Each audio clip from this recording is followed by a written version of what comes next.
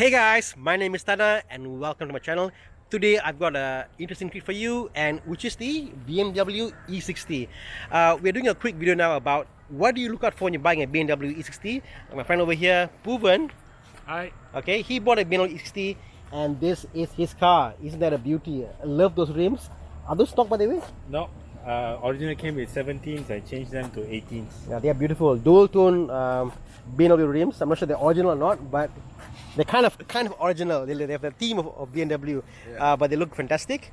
And this video is about top 10 things you should know about before you buy your BMW E60. Starting off is number one is the window seal. Now this car, it was made during the time when rubber plastic was just horrible, and over here you see this would just fail. When this fail, get to your car, and water and BMW electronics, it's something that doesn't actually play well together. So again, if you buy a BMW, make sure those window seals are all fresh.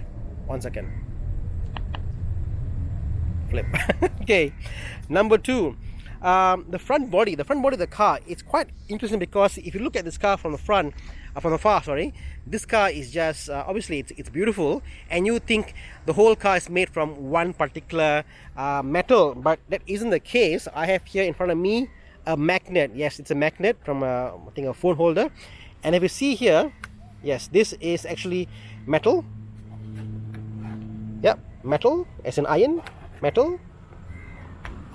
Even the top is metal.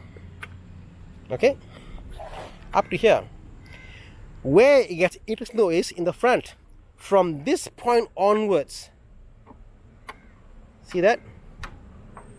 The whole front of the car, including the inside, the members over here, the cast members, they're all aluminium. Isn't it amazing? Yes, BMW was amazing. Maybe it's amazing, but still is amazing. The whole front of the car is made from aluminium to reduce weight and to provide a better weight distribution for the car. That's why the car handles so well.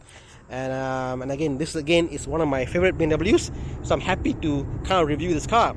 So again, we are in the front compartment over here where the engine sits. Yes, we're in KLIA, and that's a plane flying.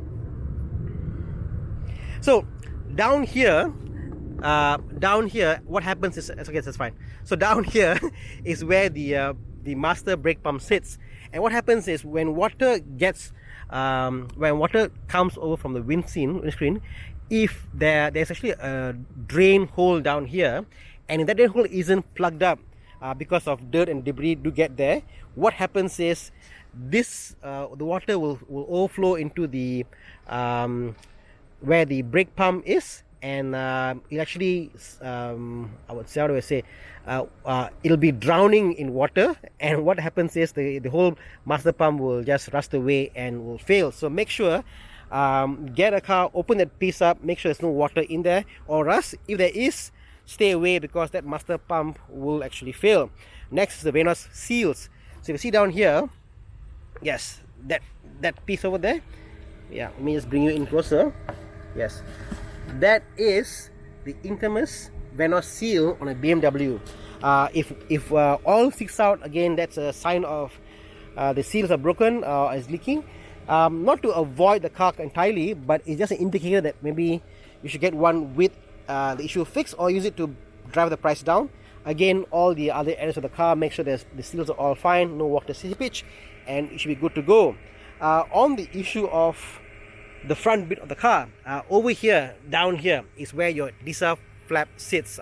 You've seen Korn's video. Korn also has got an E39. Well, not also, he's got a 5 Series, which has got a similar engine with this car, and that's why this engine is so good. It's a very reliable straight 6 engine, and the flap kind of fails. So okay, it kind of fails, correct? Yeah, I mean, the thing is that with this car, the DISA flap is an entire plastic assembly, and I know like in the UK and all that, they have a repair kit that the shaft is made out of steel. So if your mechanic is good enough, it's best to buy the repair kit. Then you take out the intake manifold and replace the DISA repair kit. Yeah. So like for the M54, like Korn's car, the M54 engine, you could buy the DISA flap repair kit. Same goes for the N52. You can buy a DISA flap repair kit, and you can get any good mechanic. It's you could say it's quite a tedious job, but it's you need some time. But if you get someone good to do it, then it saves you from buying an entire intake manifold. So on the same topic, it's about the engine, is that this is what you should get. This is the N52 engine, the 523i, the 2.5 liter straight 6 inline engine without direct injection. So there's actually two models of this car, the 525 and 523. 525 has a direct injection, and that actually kind of acts up once in a while. That's got an extra 7 horsepower. Yes. Yeah, 7 horsepower isn't nothing much. Go and see Mike Yap, he'll tune your car for you and you'll get way more power than that. Avoid the 525, get the 523, it's way better. Moving on, we talked about those rims down there, which was pretty interesting.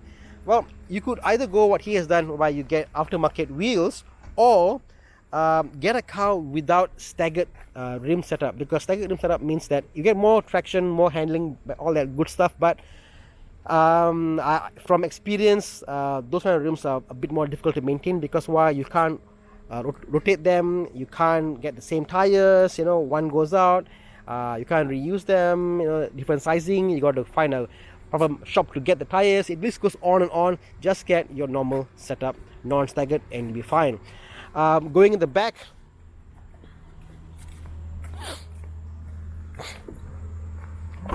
so the car's electronics are actually sit somewhere down here. Okay, so if you get a car and if you see there are rust marks on this side over here, avoid them, because what happens is when leaf and debris fall, they actually block up the pathway for the water, and it could rust, and that means the water will overflow out to the electronics, and you may have an expensive repair coming up your alley.